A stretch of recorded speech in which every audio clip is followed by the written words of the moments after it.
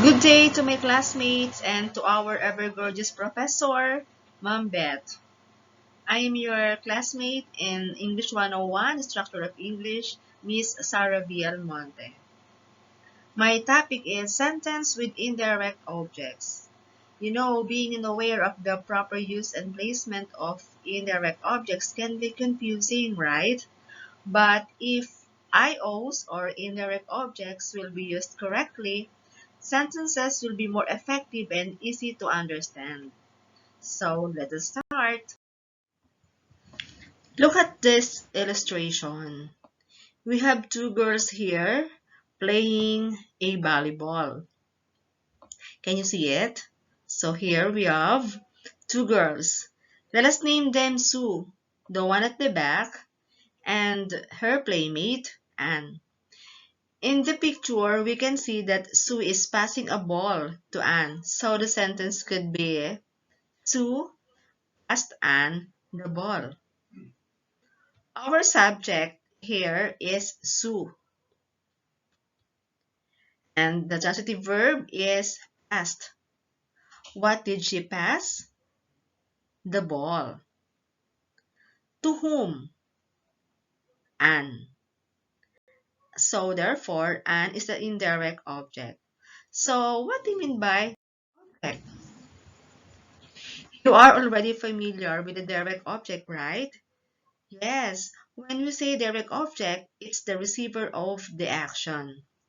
From the example I have shown to you a while ago, which is the direct object? Yes, it's the ball.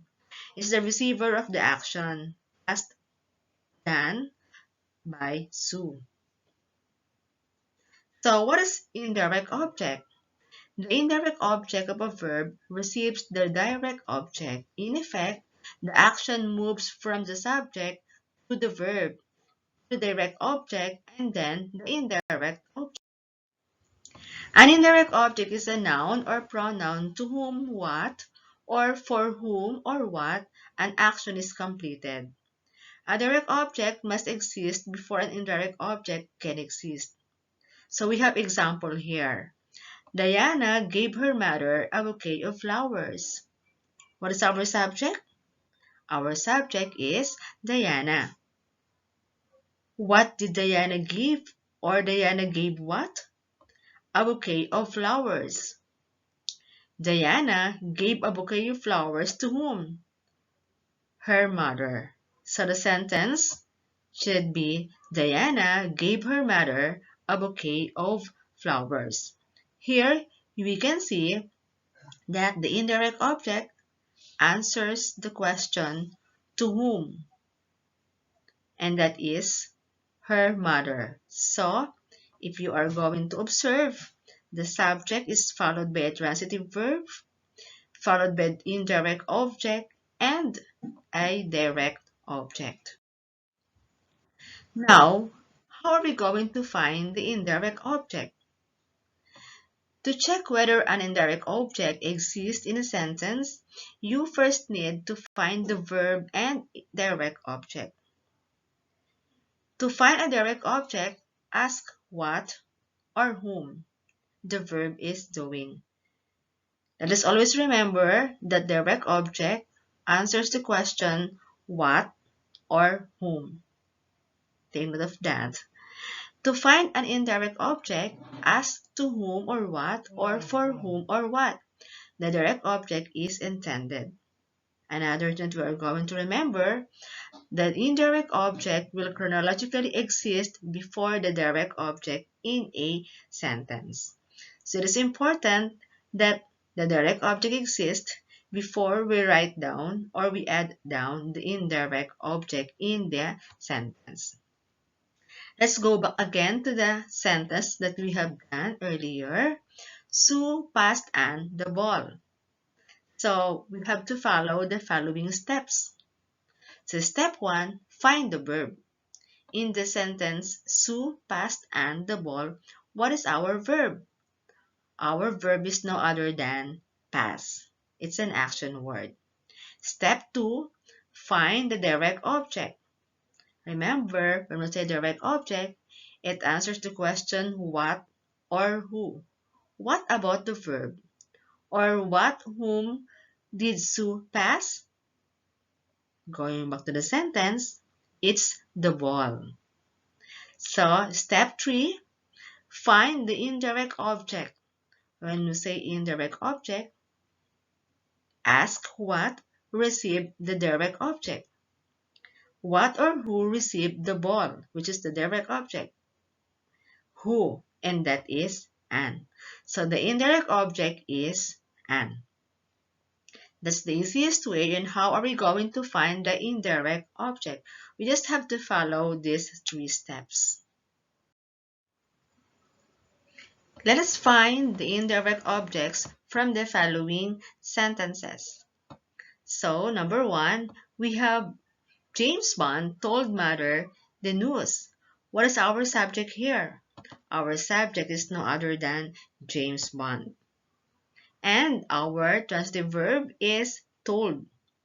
What is being told by James Bond? It's the news. To whom it was told?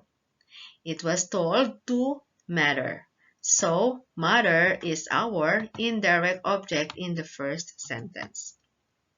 Next, number 2, Jan threw Steve the ball. Our subject here is Jan. And our verb is threw. What is being thrown? It is the ball. And to whom it was thrown? To Steve. So therefore, Steve is our indirect object from the second sentence. Number 3, the school head sent me congratulatory remarks. Our subject is the school head. Our verb is sent. What is being sent? A congratulatory remarks. To whom? To me. So therefore, me is our indirect object. So matter, Steve, and me are the indirect objects from these sentences. When indirect object is a pronoun, the pronoun must be in objective case. Remember, we have 2 cases, the subjective and the objective case. When we say subjective, these are the pronouns that we replace for the nouns which are commonly used at the beginning of the sentence. For first person, we have I. For second person, we have you. For third person, we have he, she, it in singular form. And for plural form, we had we for subjective case. And for plural form, third person, we have they. For objective case, we have me for singular, first person, you, second person, him, her, and it, singular for the third person, objective case, us, plural for the first person, and them, plural for the third person. So what are we going to use? We have to use the objective case to replace the noun that we are going to use for indirect object. So how is that? When the indirect object is a pronoun, the pronoun must be in objective case. See the following example. Sue passed Anne the ball. If you are going to observe, Anne is used as a subject. But here, we are going to replace it with a objective case. So since Anne is in the third person, since Anne is in the third person, singular, we are going to use her. So it should be Sue passed her the ball. So this one is not accepted, and the accepted one is Sue passed her the ball. We are going to replace the subjective case she to her. Next, the businessman gave they a good offer. That is not accepted. That is grammatically wrong. Why? Since they replaces it is in the objective case, we are going to use them. So the businessman gave them a good offer. Since the number of the indirect object here is plural, in subjective case, you are going to use also the plural one. So we are going to use them. So it should be the businessman gave them a good offer. So the first is unaccepted. This is grammatically wrong. And what are we going to follow is this one. The businessman gave them a good offer. So let us proceed with the following short activity. Replace appropriate objective case pronouns for the indirect objects located in the following sentences. Number 1. Mrs. Peterson assigned the students 10 math problems. The indirect object here is students. The number is plural. So what are we going to replace? Them. So it should be Mrs. Peterson assigned them 10 math problems. Number 2. Mom read Katie a book. Our indirect object is Katie and its number is singular. So what are we going to use to replace Katie? Yes, her. So it should be Mom read her a book. Number 3. Ian bought Sarah a flower. The indirect object here is Sarah. Sarah comes in singular number third person. So what are we going to replace? Her. So it should be Ian bought her a flower. Number 4. Mrs. Torres made Beverly a cake. The indirect object here is Beverly. In singular form, third person. What are we going to use to replace Sarah? The objective case of pronoun, it's her. So it could be Mrs. Torres made her a cake. Number 5. Matt bought his new wife a huge box of Belgian chocolates for her birthday. For her birthday. The indirect object is his new wife. So, what is the correct objective case of pronoun to be used? Her. So Matt bought her a huge box of Belgian chocolates for her birthday. What is more about an indirect object? An indirect object can be one word or several words. It is usually noun, proper noun, noun phrase, or pronoun. What about a noun? We have here example. They normally give refugees shelter. Our subject here is they. Our verb here is give. What is being given? A shelter. To whom? To the refugees. The refugees here function as a noun in plural form. Number 2, so refugees is our indirect object that function as a noun. Number 2 is proper noun. The online sellers sold Christy a defective gadget. Our subject here is online sellers. Our transitive verb is sold. Sold. What is being sold? A defective gadget. To whom? To Christy. Christy is a noun that appears in proper form. Why? This refers to a specific name of a girl, of a woman. It begins with a capital letter. Christy, proper noun. So this is our indirect object. Next, number 3, we have the noun phrase. Example, they bought their eldest daughter a house. The subject is they. The verb is bought. What is being bought? A house. To whom? To the eldest daughter. It comes in the phrase daughter. Who is that daughter? The eldest daughter. It consists of 2 words that describe the daughter. Next, we have the pronoun.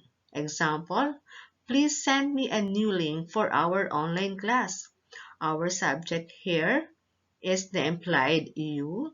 Our verb is send. What is going to be sent? To be sent?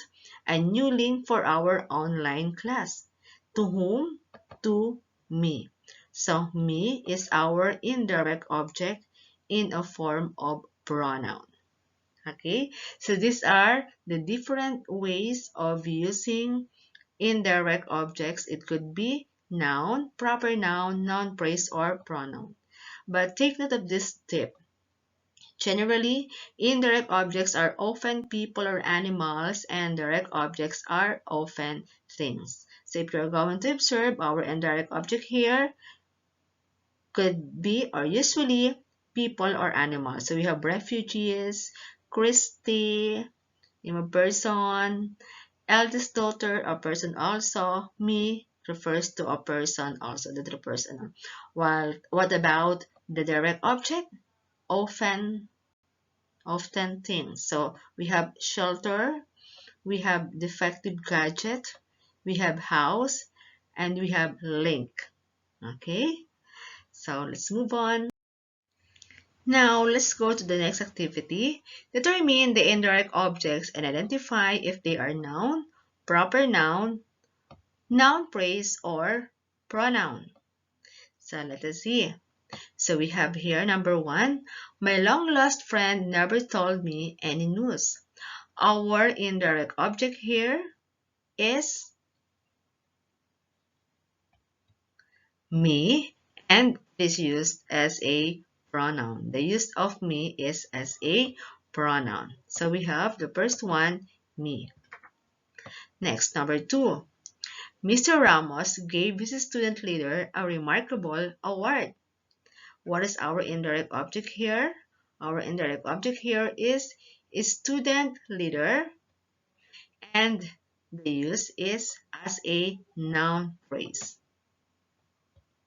Okay, continue. Let us move on. For the number 3, John built Jenny a small house near the beach.